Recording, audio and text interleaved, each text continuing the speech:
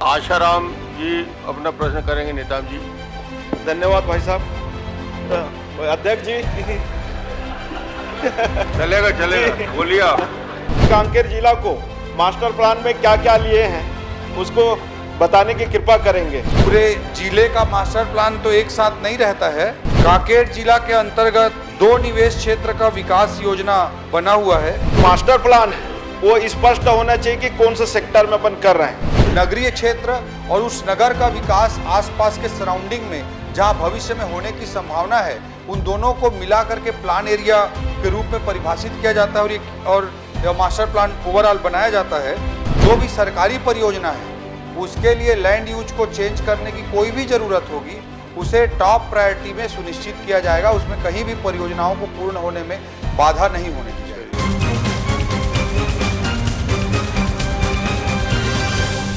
आशाराम जी अपना प्रश्न करेंगे। नेताम जी। धन्यवाद भाई साहब। अध्यक्ष जी चलेगा चलेगा, बोलिए आप। आप प्रश्न करिए। वित्त मंत्री पापू कसला आगा था मोला। नहीं ठीक है आप प्रश्न करिए जी। क्या वित्त मंत्री से मैं प्रश्न पूछना चाहता हूं। महोदय जी बताने का कृपा करेंगे कि कांकेर जिला को मास्टर प्लान में क्या क्या लिए हैं उसको बताने की कृपा करेंगे। चलिए वित्त मंत्री जी बताइए। माननीय अध्यक्ष महोदय, पूरे जिले का मास्टर प्लान तो एक साथ नहीं रहता है। अर्बन यूनिट जो रहते हैं, सामान्यतः शहरी क्षेत्र जो रहते हैं, उनके लिए मास्टर प्लान का निर्माण किया जाता है। कांकेर जिला के अंतर्गत 2 निवेश क्षेत्र का विकास योजना बना हुआ है। कांकेर विकास योजना जो 2031 तक लागू रहेगा, उसे दिनांक 6 मार्च 2015 से प्रभावशील किया गया है, जिसमें कुल 19 ग्राम सम्मिलित हैं, जिसमें कांकेर का नगरीय क्षेत्र, इसके अलावा माटवाड़ा लाल, नांदनमारा, अर्जुनी, भीरावाही, सरंगपाल, गोविंदपुर, डुमाली, माटवा डामोडी, पंडरीपानी, मालगांव, ढेलका बोर्ड, कोड़ेजुंगा, कोड़ाभाट, मनकेसरी, सिंगारभाट, मोहपुर, गढ़ पिछवाड़ी एवं ब्यास कोंगेरा, ये 19 गांवों से मिलकर ये मास्टर प्लान बना है। और जिले में जो दूसरा मास्टर प्लान आज की तारीख में कांकेर जिले में लागू है, वो भानु प्रतापपुर का है।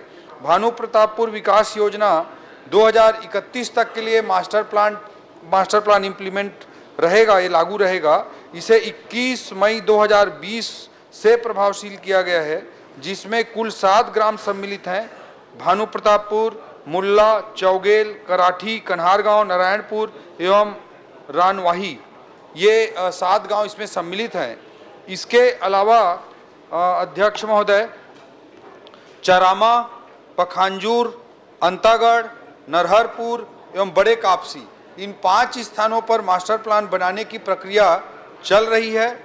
इन्हें निवेश क्षेत्र क्रमशः 29 अप्रैल 2005 को, पखांजूर को 12 अक्टूबर 2012 को, अंतागढ़ को 11 जनवरी 2013 को, नरहरपुर को 13 अगस्त 2013 को और बड़े कापसी को 13 जून 2017 को निवेश क्षेत्र घोषित किया गया है। ये अभी अलग अलग स्टेज में हैं। इसमें अलग अलग स्टेज में रहता है अध्यक्ष महोदय की निवेश क्षेत्र का गठन, फिर भूमि विकास नियम 1984 की प्रभावशीलता, फिर सैटेलाइट के माध्यम से एक्चुअल सर्वे का काम। पहले मैनुअल सर्वे होता था, अब सैटेलाइट बेस्ड डिजिटल सर्वे हो रहा है। उसके पश्चात स्ट्रक्चर प्लान, फिर उसके पश्चात ड्राफ्ट प्लान, फिर फाइनल पब्लिकेशन का काम होता है। तो 5 नगरीय निकायों के लिए प्रक्रियारत है और 2 नगरीय निकायों में भानु प्रतापपुर और कांकेर में ये मास्टर 31 तक के लिए लागू है। अध्यक्ष महोदय, एक मिनट आशाराम जी बोले। माइक चला लीजिए। जो मास्टर प्लान है वो स्पष्ट होना चाहिए कि कौन से सेक्टर में अपन कर रहे हैं, ये जानकारी तो हो और स्पष्ट रूप से हो कि अपने रोड के क्षेत्र में हो या जैसे अपने पर्यटन के क्षेत्र है, उस क्षेत्र में जो है वो स्पष्ट रूप से हो, तभी जानकारी स्पष्ट हो। ये जानना चाहता हूं महोदय जी। अध्यक्ष महोदय, प्रदेश में कुल 191 स्थानों पर अधिनियम जो है उसके धारा 13 के अंतर्गत गठित निवेश क्षेत्र हैं, इनमें से सिरपुर, अरपा जैसे कुछ क्षेत्र हैं जो विशेष रूप से मास्टर प्लान लागू किया गया है विशेष प्राधिकरणों के तहत। नहीं तो सामान्य रूप से जो नगरीय क्षेत्र रहता है और उसके आसपास के गांव रहते हैं उनको plan area, master plan area के रूप में सम्मिलित किया जाता है। नगरीय क्षेत्र और उस नगर का विकास आसपास के सराउंडिंग में जहां भविष्य में होने की संभावना है, उन दोनों को मिला करके प्लान एरिया के रूप में परिभाषित किया जाता है और ये मास्टर प्लान ओवरऑल बनाया जाता है। तो अध्यक्ष महोदय, चरामा, पखांजूर, अंतागढ़, नरहरपुर और बड़े कापसी ये नगर पंचायत क्षेत्र हैं, इनके सराउंडिंग के गांवों को जोड़ करके मास्टर प्लान बनाया जा रहा है। और किस मास्टर प्लान के अंतर्गत कौन कौन से गांव सम्मिलित हैं, पांचों में कांकेर और भानु प्रतापपुर की जानकारी मैंने दी है, बाकी पांचों में जो जो गांव सम्मिलित है माननीय सदस्य को मैं उपलब्ध करा दूँ। नीलकंठ जी पूछ लीजिए। माननीय अध्यक्ष महोदय, मैं आपके माध्यम से माननीय मंत्री जी से निवेदन करना चाहता हूं। पिछले राज्य बनने के बाद से बहुत सारे नगरीय क्षेत्रों का विकास हो चुका है, परंतु नगर पंचायत और नगर पालिका क्षेत्र में अभी भी जमीनों का नजूल भूमि के रूप में संधारण नहीं हो पा रहा है। और इसकी वजह से जो मास्टर प्लान बनते हैं या दूसरे भी विकास की योजना बनती है उसमें बहुत सारी दिक्कत आती है। तो हालांकि सीधा सीधा ये माननीय मंत्री जी का विषय और राजस्व विभाग का विषय है, तो क्या हम आने वाले एक निर्धारित समय में जितने भी नगरीय क्षेत्र हैं उनको नजूल क्षेत्र में बदलने की जो कार्रवाई है उसको करने के लिए कोई योजना बनाए हैं क्या? अध्यक्ष महोदय, जैसा कि सम्मानीय सदस्य ने स्वयं कहा है, यह आवास पर्यावरण विभाग से सीधा संबंधित नहीं है, लेकिन मैं फिर भी सरकार की ओर से आपके माध्यम से आश्वस्त करना चाहूँगा कि इस दिशा में कुछ जो भी सकारात्मक प्रयास संभव होगा उसे राजस्व विभाग और आदरणीय उप मुख्यमंत्री जी अरुण साव जी के पास नगरीय प्रशासन विभाग की जिम्मेदारी वो देख रहे हैं, वो दोनों से मिलकर चर्चा करेंगे और जो उचित निर्णय होगा वो नगरीय प्रशासन विभाग और राजस्व विभाग के माध्यम से लिया जाएगा। अध्यक्ष महोदय, सम्मानीय सदस्य से भी इस संबंध में चर्चा कर लेंगे। अध्यक्ष महोदय, माननीय मंत्री जी से आपसे निवेदन है, जो माननीय सदस्य ने कहा, ये सारे नगर निगमों में शिकायत है कि वो भूमि जो उपयोगिता को अपने को बदलना पड़ेगा। माननीय अध्यक्ष महोदय, माननीय मंत्री जी से निवेदन करूंगा, हमारे नगर निगम के करीब 12 परियोजनाएं सिर्फ इसलिए रुका हुआ है कि वो वहाँ पे जो नजरी जो रिकॉर्ड है, रिकॉर्ड में कहीं घास जमीन या दूसरे अन्य दिखा रहे हैं। आपसे भी निवेदन है कि आप, माननीय मंत्री से निवेदन है कि सारे नगरीय निकाय में जहां जहां उपयोगिता है, भू उपयोगिता के प्रमाण पत्र को आप बदलने की कृपा करेंगे, ऐसा आपसे आग्रह है। माननीय अध्यक्ष महोदय, जो लैंड यूज है वो मास्टर प्लान में डिफाइंड हुआ है, परिभाषित हुआ है। पिछले 5 सालों में मास्टर प्लान में तमाम तरह की शिकायतें 5 सालों के कृत्यों पर मिलती रहती हैं। मैं आपके माध्यम से सम्मानीय सदस्य को स्पष्ट करना चाहूँगा कि जो भी सरकारी परियोजना है उसके लिए लैंड यूज को चेंज करने की कोई भी ज़रूरत होगी, उसे टॉप प्रायोरिटी में सुनिश्चित किया जाएगा। उसमें कहीं भी परियोजनाओं को पूर्ण होने में बाधा नहीं होने दी जाएगी। चलिए धर्म जी।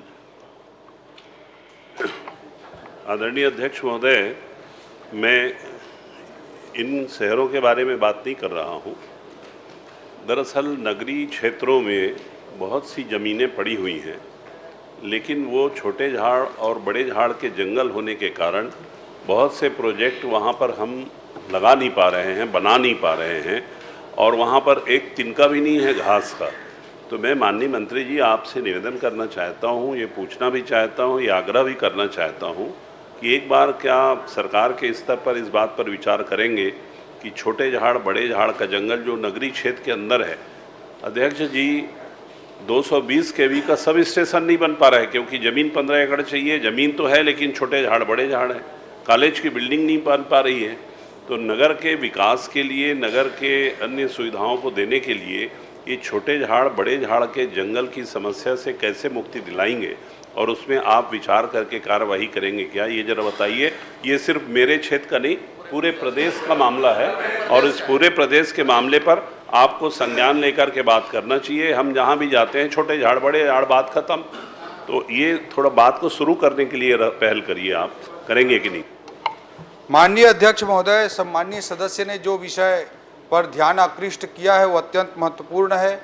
1980 में फॉरेस्ट कंजर्वेशन एक्ट बना तो उसमें लगता है कि जो राज्य जहाँ पे वन बिल्कुल नहीं थे वहाँ वनों को कैसे बचाया जाए, पंजाब, हरियाणा, दिल्ली के परिवेश में उन सब पर ज़्यादा ध्यान देते हुए वन संरक्षण अधिनियम फॉरेस्ट कंजर्वेशन एक्ट 1980 बनाया गया, ऐसा प्रतीत होता है।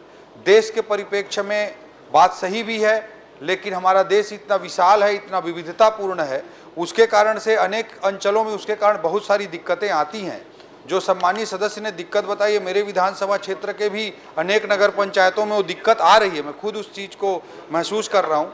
बट मैं ये साथ में यह भी रखना चाहूँगा अध्यक्ष महोदय कि जो वन संरक्षण अधिनियम के अंतर्गत आने वाली ज़मीनें हैं उसको 13 पब्लिक यूज, लोकहित के 13 उपयोग निर्धारित किए गए हैं और उसके लिए लैंड के डाइवर्सन, जमीन के उपयोग में डाइवर्सन करने के प्रावधान किए गए हैं।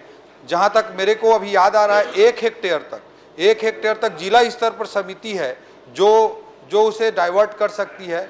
उससे ऊपर राज्य लगभग 5 हेक्टेयर या समथिंग तक राज्य को अधिकार है। उसके बाद जो केंद्र की बॉडी है जो जिसका मुख्यालय भोपाल में है उसको अधिकार है। तो इसमें इन्हीं सब समस्याओं को ध्यान में रखते हुए अधिकार प्रत्यायोजित किए गए हैं जो छत्तीसगढ़ जैसे 44% वन क्षेत्र वाले राज्य के लिए अत्यंत महत्वपूर्ण है और इसमें फ्लेक्सिबिलिटी के लिए प्रयास करते रहेंगे। ठीक, अटल श्रीवास्तव जी।